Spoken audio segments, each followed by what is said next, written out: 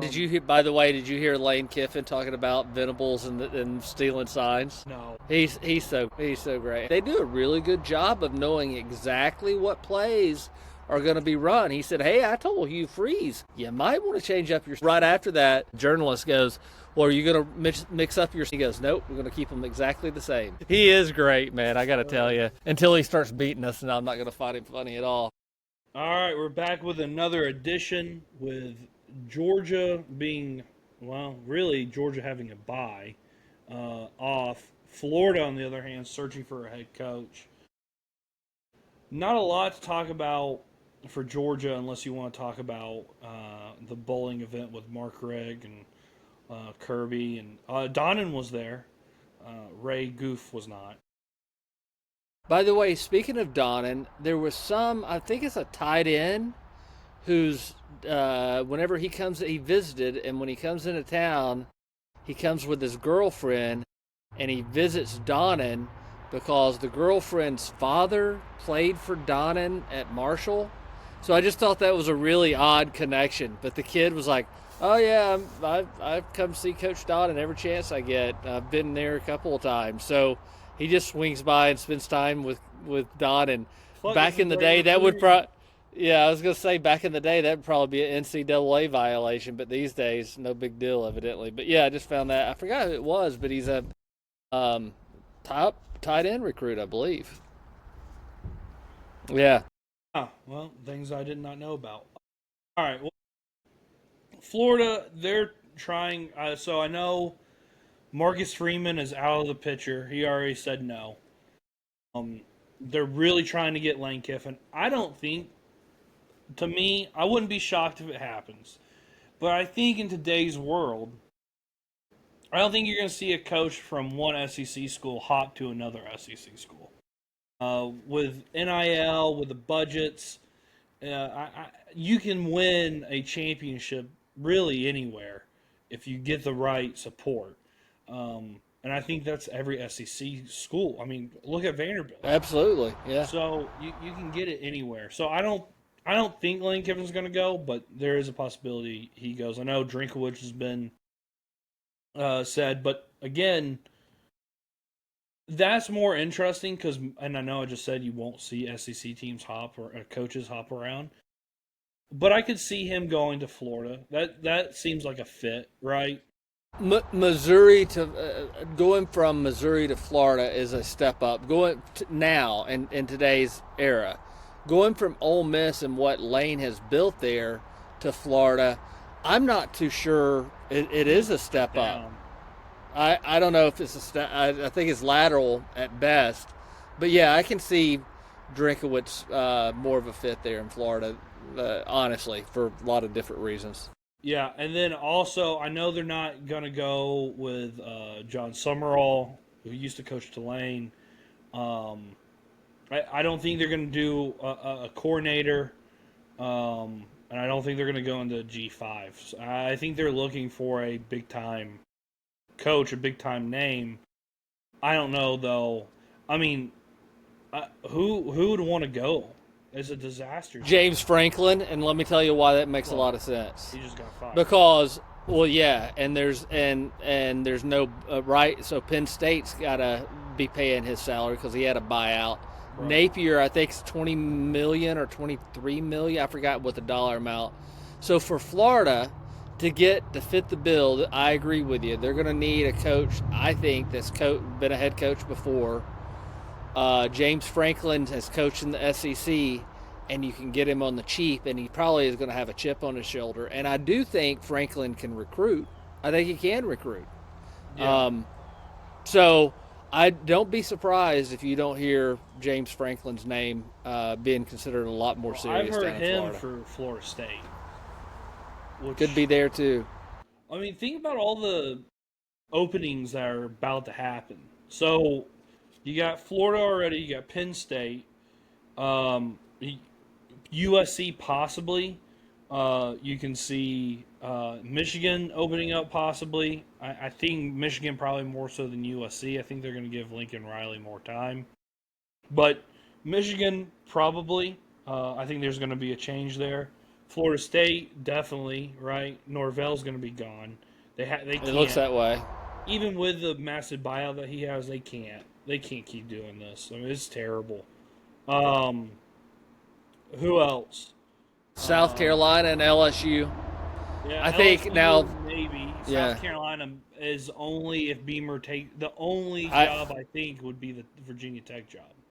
I think it's more of Beamer leaving on his own accord versus being fired. A mutual, hey, I don't want to get fired. Can I just leave? And it may be one of those because I'm going to tell you, I know we're going to get into some of the games. South Carolina's offense has gone from, being really good, that kid Sellers being a Heisman candidate, to they are awful. And they quit last week. Yeah. So, anyway, when your team quits on you, that's whenever, and South Carolina fans are knowledgeable enough about football. They can see that shit. If you lose the program, they're going to be, it's time to move on. Yeah, and I mean, they have two of the best players in the conference. They have Sellers, and they got Dylan Stewart, who I think is probably going to be a first-round pick whenever he comes out. And the fact that they're where they're at right now, if I was a South Carolina fan, I'd be pissed. I get losing, a game at this point, but the way that they got embarrassed at home against Oklahoma, and they quit. Yeah, and they quit. In my opinion, not good. So there's going to be major openings. Maybe some people, Glenn Schumann. I think it would be a great fit for any of those programs. Maybe. Bobo, hey, look, by the way, I thought about this the other day.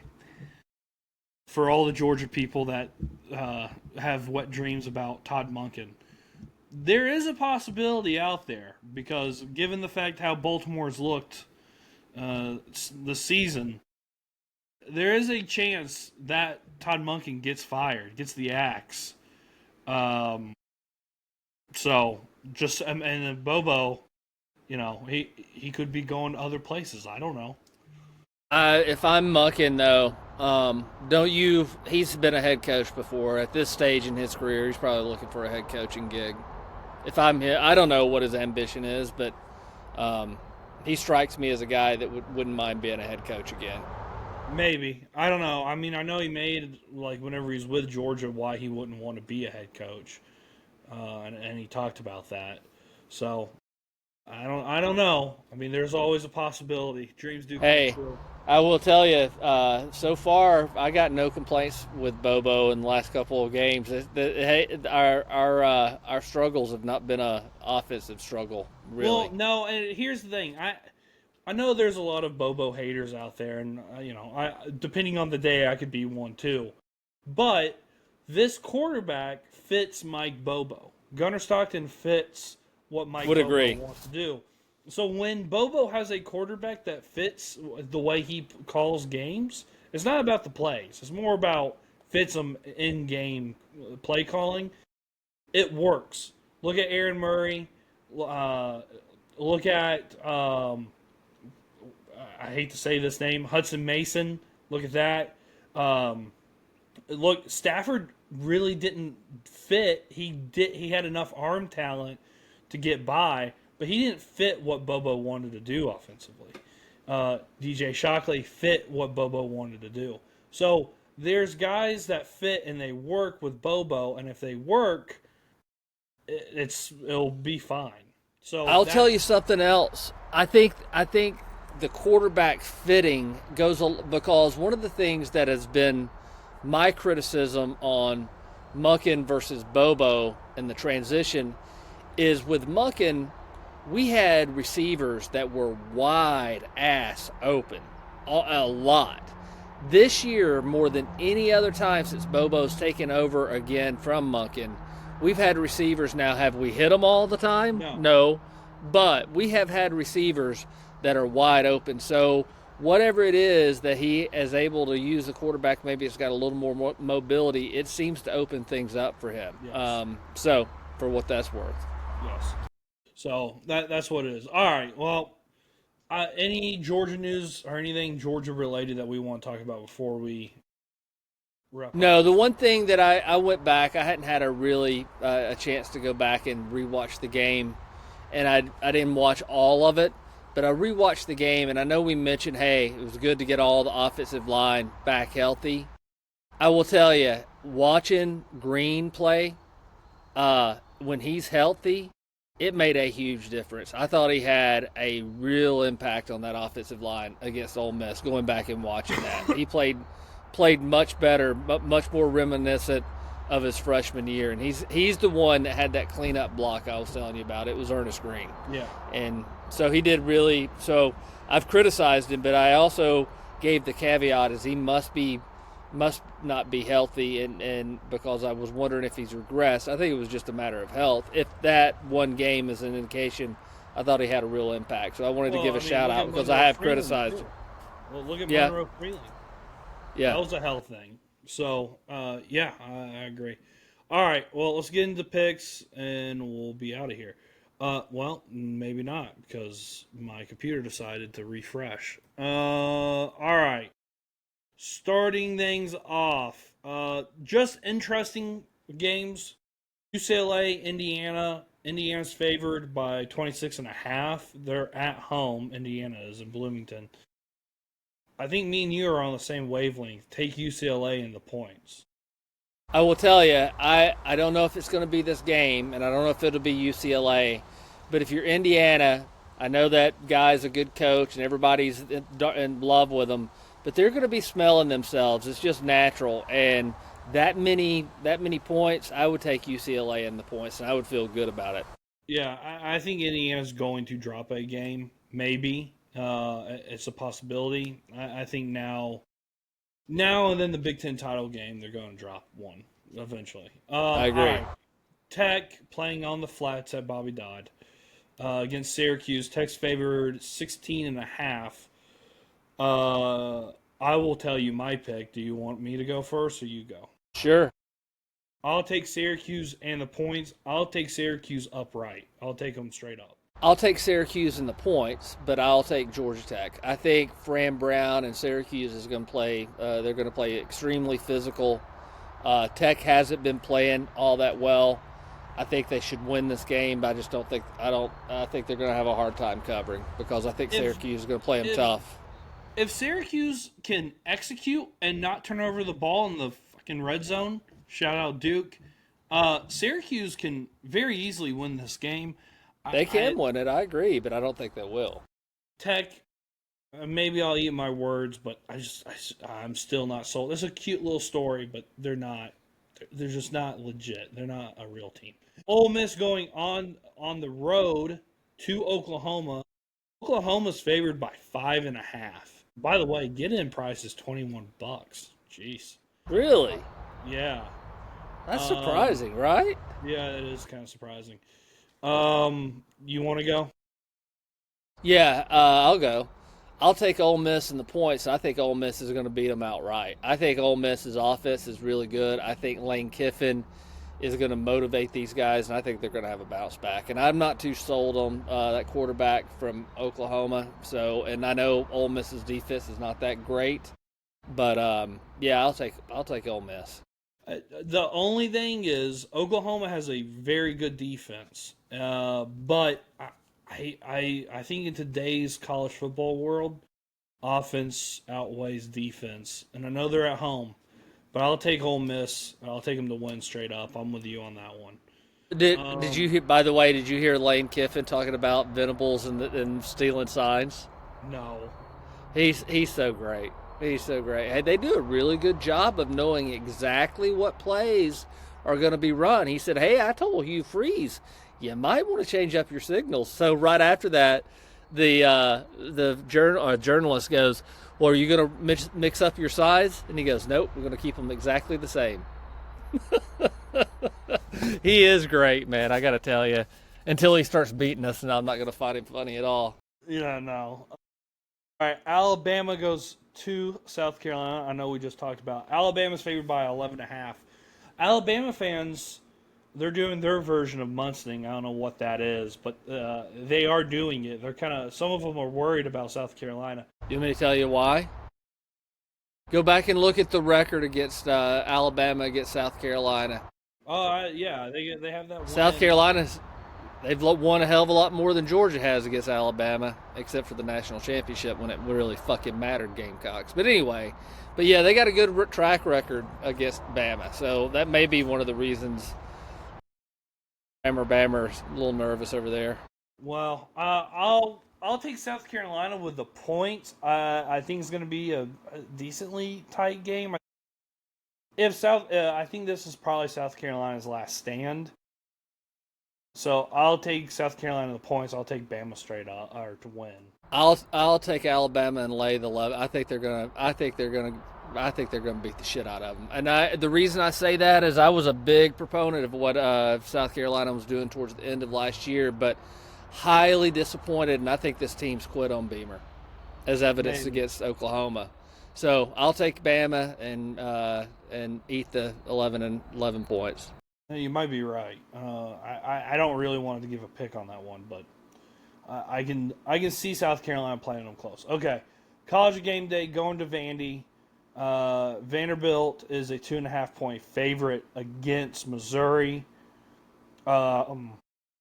I like Missouri a lot in this game. Missouri's got a good defense. They can do enough to cobble on offense against Vandy. It's a good story about Vanderbilt. You know, Diego, Pavia, whatever, but defense travels. This defense is really good. They can get after the quarterback, and they're fast. I'll take Missouri in the points. I'll take Missouri straight up, obviously. Well, I'm going to tell you, I want Vandy to win because of the story, and I got no dog in the fight. But I agree with you. I think I don't know if you saw or heard Eli Drinkowitz's press conference. They were asking about college game day being at Vandy, if that changes how he coaches. And his comment was beautiful, and I think he's going to use that. Hey, they're not there to see us. Whatever they're doing, they're coming there to see Vandy. So they're playing with a little bit of a chip on their shoulder, and they do have a good defense. And we were talking before we started recording, even though Georgia's not playing, this is pretty important, like a linchpin Saturday in a lot of ways, because Vandy and either Vandy or Mizzou is going to be out from the playoffs, probably, because with 2 losses, they're bubble teams at best. So I think they're out. Whoever loses this game is probably out, but so it'll be interesting. I'm going to pick Missouri just because I agree with you. I think defense is pretty good. Yeah, I think they're legit. By the way, sneaky game, not a lot of people are talking about it. Texas has to go to Mississippi State. It's a 4:15 start. I think if it was even later, I think I would feel more confident about this. Texas is a 7.5 point favorite. I think I really do, because Mississippi State, I think, has a bye, and then they have us, if I'm not mistaken. I could be wrong on that. I'll take Mississippi State, and I'll take Mississippi State to win. I don't think this Texas team is all that good. Plus, they're missing a key part of their defense. I'll take Mississippi State. I think this. I'll be honest. Game. I've watched probably as much Texas as I have any other team in the SEC this year besides Georgia. Exactly. And I think they're bottom rung SEC. I do too. I think I would take Texas in the points. I don't know. I think they'll probably squeak out they should, based on their roster. They should win, but I think if I'm Mississippi State, and I like the points. Well, they almost got at Kentucky and Lexington. That's a right. They're not that good. And Kentucky's a bottom rung team too. They're a bottom rung team, and I know it's a staple being in the SEC by barely surviving in Kentucky. I think that I smell a stinker whenever I smell one. I think Mississippi State's going to get them. Do you have any thoughts on that, or you want to keep it? No, we'll move. A&M goes to Death Valley, 7:30 night game. A&M's favored by 2.5. You want to give your pick? Yeah, I think this is a must-win for Brian Kelly. If he doesn't win this game, he needs to book a ticket to Midwest or wherever he's from, because those people are going to be out for him. There's another team. We talk about South Carolina underperforming against expectations. There's no reason this team should be where they are. So I think Brian Kelly, because it's at LSU and a night game, and I think Texas A&M. I haven't watched them. I've watched some, but I think they're vulnerable. I think they're going to lose, drop a game, and I think this is going to be it. So I'll take LSU. I'll take them straight up. Yeah. Every year with A&M, it's always around this time of year. It just completely derails. Something happens and it's a free fall to the end. I think it's the same story. I know defensively they're really good, but they've been giving up a lot of points on the road whenever they have to travel. This is like one of their first games on the road in a while. Look, they played. The last game they played at was week 3.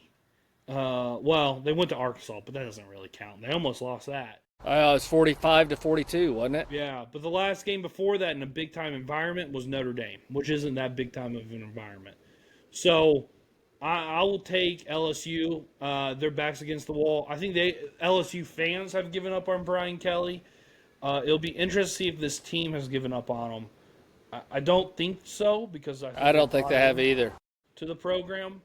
So I'll take LSU. I still don't think Brian Kelly makes it to the end of the year.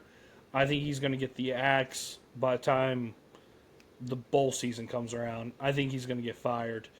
But I think they'd win this one. I think A&M. By the way, if A&M, Georgia fans, from my perspective, if everything holds and Georgia wins out, really the question becomes, do you want to play in the SEC championship or not? I still do because I think it means something to me, damn it. So, but if A&M loses, Georgia is in the SEC championship if everything holds. Right. Well, that's the reason I say even though Georgia's not playing, there's some games you need to be paying attention to and at least kind of be aware of. You're exactly right.